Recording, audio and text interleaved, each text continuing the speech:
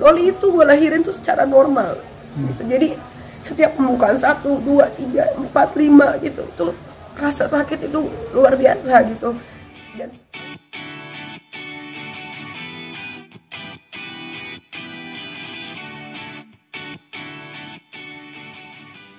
jadi kalian kan kemarin juga nyari-nyari ya, mohon maaf gue belum mau ngomong gitu kan. Kalau sekarang kan gue udah hatinya udah lega gitu, udah bisa berpikir dengan tenang ya. Kalau menurut gue, anak gue yang ini, yang perempuan ini, dia tuh berontak sama dirinya karena dia dapat perlakuan yang berbeda dengan adiknya. Kenapa gue membedakan Loli dengan adik-adiknya? Pertama, adiknya laki-laki, Lori adalah perempuan. Anak gue yang pertama ini memang pengennya tuh bebas seperti anak-anak pada umumnya gitu kan. Maksudnya anak-anak pada umumnya tuh kayak dia lihat temen-temennya kalau pergi kemana nggak harus diantar sama pembantu atau suster gitu kan. Nah karena gue punya anak satu sematawayang perempuan dan sudah mens alias haid, itu kan berarti dia sudah bisa mengandung seorang anak, dia bisa mengandung janin di dalam perutnya. Nah punya anak perempuan dengan punya anak laki-laki itu kekhawatirannya tuh beda banget ya kan. Gue waktu anak gue pertama kali dapat mens aja itu gue bawa ke rumah sakit, waktu itu ke Brawijaya. Gue antara itu dia mens atau dia kenapa-napa, ternyata itu pas dicek sama dokter ternyata itu mens hari pertama gitu kan. Oke, lega gitu. Nah dari situ karena gue tahu pergaulan di Jakarta ini seheboh apa, seburuk apa, sebobrok apa gitu kan, jadi anak itu memang buat treat itu ketat sekali gitu. Kayak dia mau pacaran sama anaknya Mami Ola ya, kalau Mami Ola nonton juga mungkin boleh tanya ke Mami Ola, itu pasti ada suster yang ikut satu gitu. Nah dia itu tidak mau gitu. Jadi ya gue tuh selalu bilang sama anak gue, kalau kamu mau bebas, kamu mau begini, kamu mau begitu gitu ya, tunggu kamu cukup umurnya. Kalau kamu udah cukup umurnya, let's say 20 tahun, kamu sudah bisa mencari uang sendiri, kamu punya kehidupan sendiri, ya terserah kamu mau ngapain aja. Sebagai orang tua, Mimi cuma bisa mensupport aja. Kalau memang Mimi bisa bantu, ya Mimi akan bantu. Tapi kalau tidak, ya Mimi akan bilang tidak.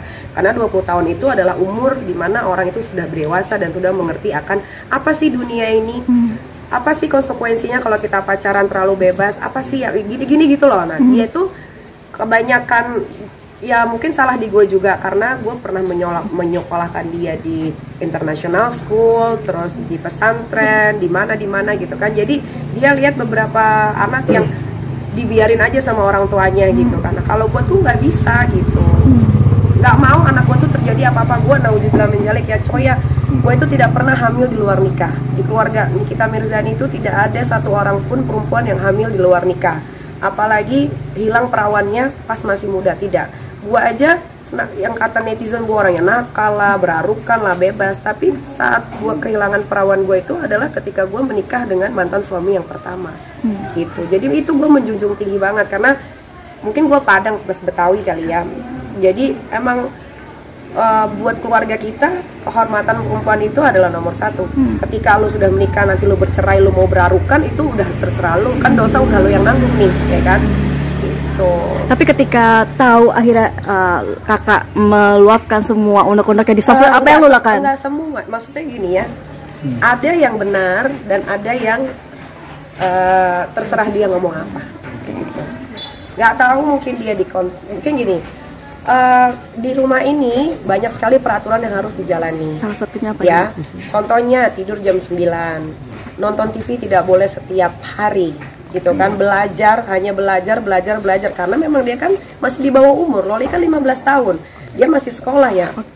Anak sekolah tuh kewajibannya apa? Ya belajar gitu kan. Nah jadi mungkin dengan peraturan yang di rumah ini dia tidak bisa ikutin gitu kan pas dia beranjak umur 13 tahun gitu kan. Jadi ya dia punya dunianya sendiri gitu. Tapi kan balik lagi as a parent ngasih tahu yang benar. Mungkin gue tidak menjadi ibu single mother yang sempurna gitu, tapi gue selalu pengen anak-anak gue itu ya gue didik dengan sebaik mungkin gitu. Karena kan kalau lihat berita ya, anak umur 13 tahun hamil gitu kan, anak umur 13 tahun diperkosa gitu kan. Gue tuh teriang-iang gitu di otak gue, jangan sampai pergaulan bebas ini terjadi sama anak gue yang perempuan gitu. Kalau anak laki-laki gue mah umur 17 juga mungkin udah gue lepas gitu, karena dia tidak akan hamil. Mungkin dia hamilin anak orang iya, tapi kan maksudnya rasanya beda gitu kan. Kalau anak perempuan hamil terus tiba-tiba terjadi sama seperti yang gue alami gitu kan, apa nggak mau gorok leher gue gitu. Nah makanya kenapa gue seketat itu sama Loli, tapi kan Loli juga mengakui di video itu bahwa dia dipukul pun karena dia bersalah. Ya kan, kalau kalian cek lagi dia kan ngomong, iya aku pernah dipukul tapi karena aku salah.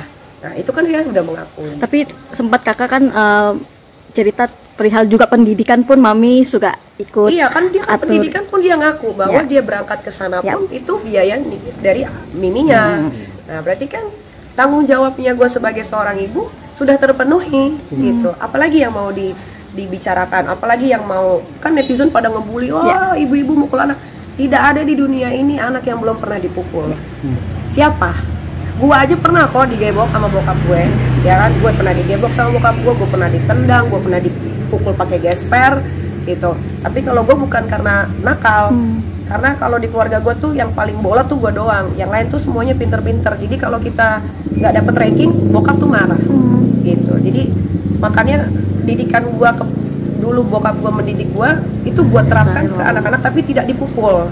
Cuman kewajiban lo sebagai anak sekolah adalah belajar, that's it gitu. Lo mau keluar boleh, tapi ada satu orang yang ikut gitu, nggak boleh kata enggak gitu, nggak boleh ada penolakan sama sekali. Ini perdebatan besar kayak gini baru kali ini aja. Kali ini atau sering sih sama kakak? Iya.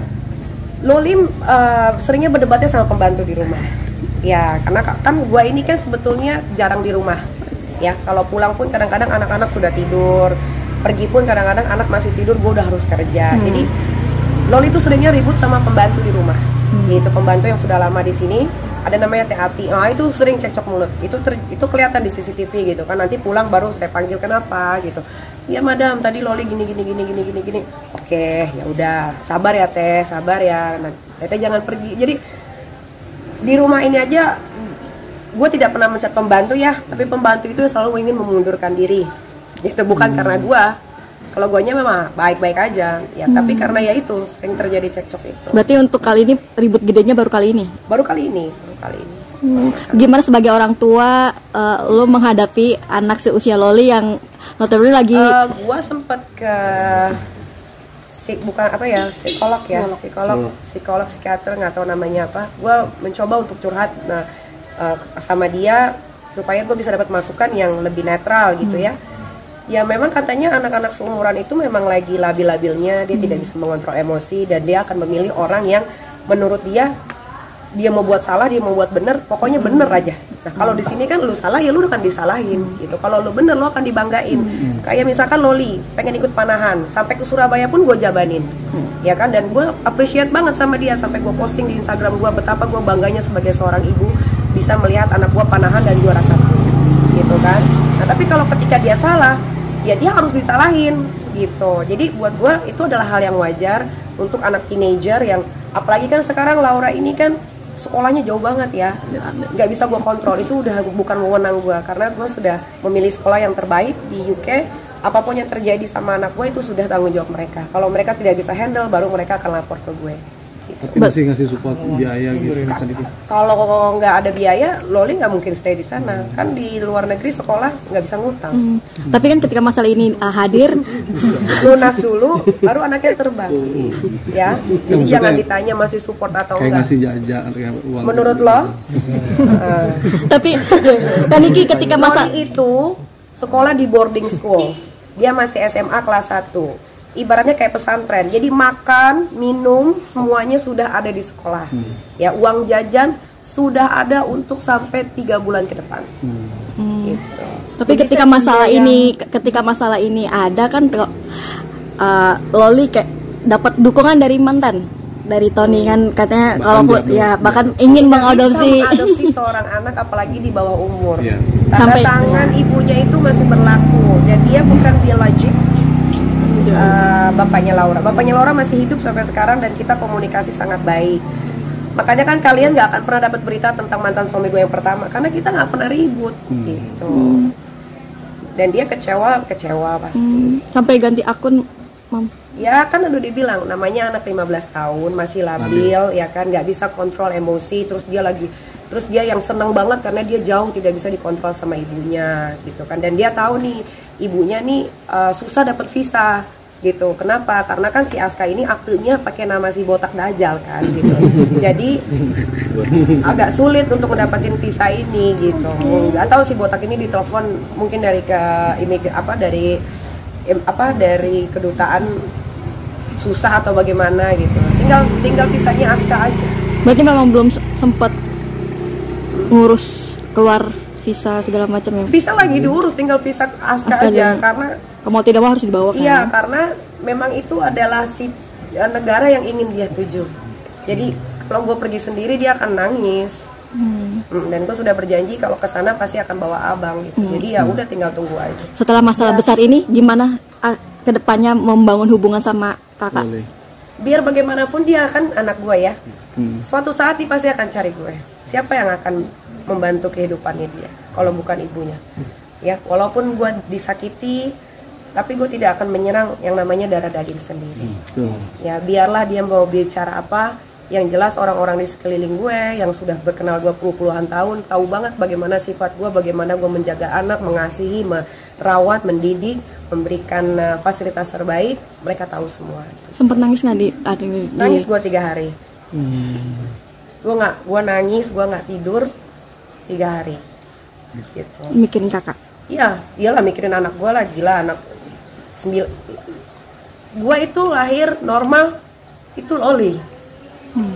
Jadi kalau gue ingat-ingat tuh sakitnya tuh berasa gitu sampai sekarang karena lahiran normal tuh nggak kayak sesar ya. Kalau sesar itu kan lu tinggal disuntik masuk ruang operasi gitu. Loli itu gue lahirin tuh secara normal gitu. Jadi setiap pembukaan 1, 2, 3, 4, 5 gitu tuh rasa sakit itu luar biasa gitu. Dan alhamdulillah waktu lahiran Loli gue masih didampingin sama mantan suami gitu. Gak kayak yang kedua ketiga ini gitu. Jadi kalau dibilang sempet nangis sampai sekarang pun kalau gue mikirin itu gue kayak apa ya kekurangan gue gitu, apa ya dosa gue gitu, kok anakku gitu ya gitu. Tapi ya itulah namanya hidup ya, kan nggak pernah tahu depannya kayak gimana. Tapi gimana pun anak gue ya dia tetap anak gue gitu. Suatu saat dia pasti akan cari gue gitu, karena sebetulnya itu anak tahu seberapa sayangnya dan care-nya. Mungkin karena dikekang jadi berontak gitu kan. Gue nggak tahu, gue cuma pengen menjaga apa yang masih bisa gue jaga gitu. Jangan sampai ya gue nggak mau anak gue kelak nanti ketika punya suami dapat perlakuan hal yang sama seperti ibunya. Gue nggak mau kayak gitu. Makanya setiap dia pacaran atau dia punya pacar gitu, gue tuh selalu pengen sini mana pacarnya gitu.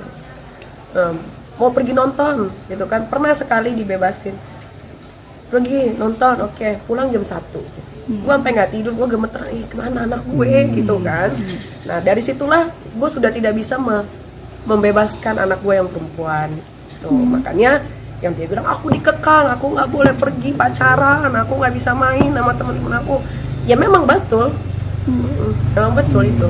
Setelah ini apakah sudah ada komunikasi saling maaf-maafan, deep talk lah ibu dan anak?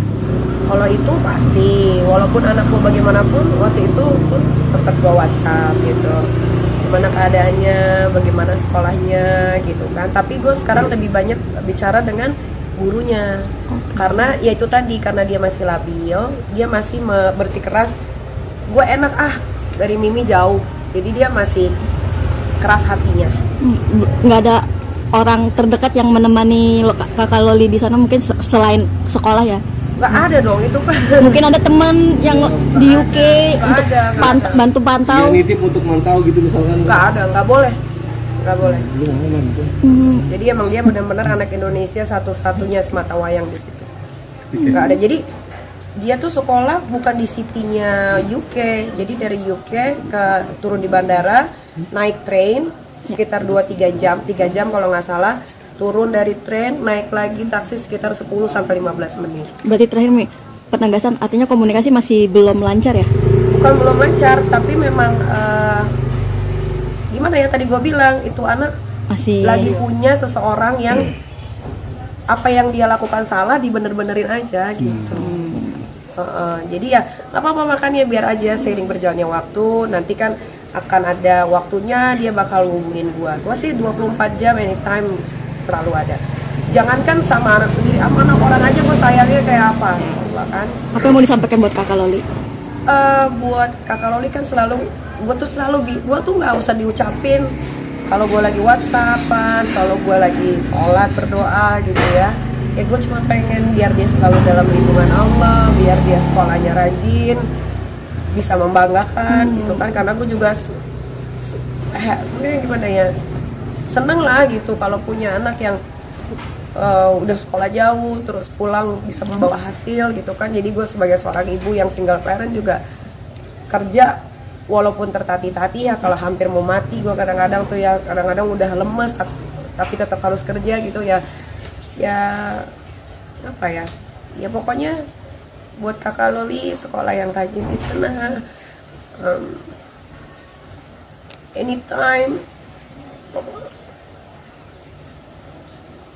Loli butuh Mimi ada di sini. Pokoknya nggak akan pernah kekurangan satu apapun. Terus buat netizen ya nggak usah kasihanin anak yang berada. Loli itu bukan anak kekurangan, Loli itu bukan anak gembel ya yang harus dikasihanin gitu kan. Kasihaninlah sama anak-anak di pinggir jalan, panti asuhan yang emang bener-bener disia-siain sama orang tuanya gitu. Kalau Loli kan nggak disia-siain. Kalau disia-siain mungkin dia udah jadi anak pangrok di daerah Sleepy ya kan. Nah gitu. Jadi ya kalau komen juga gue tuh sedih gitu. Ada judul dari teman-teman wartawan, Nikita ibu yang kejam kayak gitu. Mungkin kalau kejam anakku udah babak belur kali. Dia aja nggak ada bekas-bekas luka sama sekali di badannya gitu kan. Ya itu aja sih. Mungkin tegas kali ya Mam, sebagai orang tua mungkin tegas ya bukan? Kalau marah sama anak yang udah gede, Loli kan teenager. Marahnya sama anak yang teenager sama anak kecil kan beda. Nah itu dia nggak bisa beda-bedain gitu. Oke.